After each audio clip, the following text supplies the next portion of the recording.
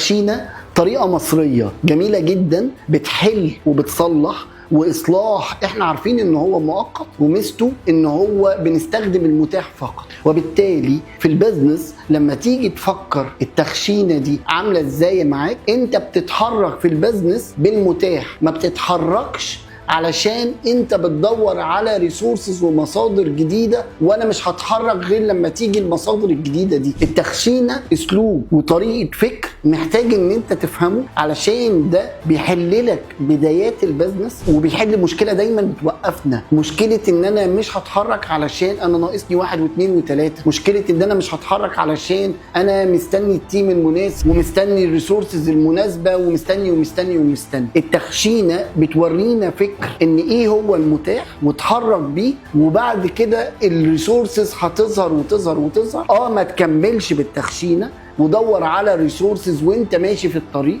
علشان تلاقي البيزنس بيكبر معاك اكتر واكتر واكتر. ولما بتلاقي المصادر الجديده وانت ماشي، بتبدا ان انت تشتغل على الاصلاح الكامل وتستبدل التخشينه بالاصلاح الكامل. لكن المفهوم اللي انت محتاج تبقى واضح لك جدا جدا جدا، انك ما تعطلش وما توقفش على حته معينه، وكمل ودور على التخشينه لغايه لما تقدر تعمل الاصلاح الكامل. احلى حاجه في التخشينه انها السر في علاج اي عطل، وبالتالي تلاقي بعد كده الفرصه انك تكمل.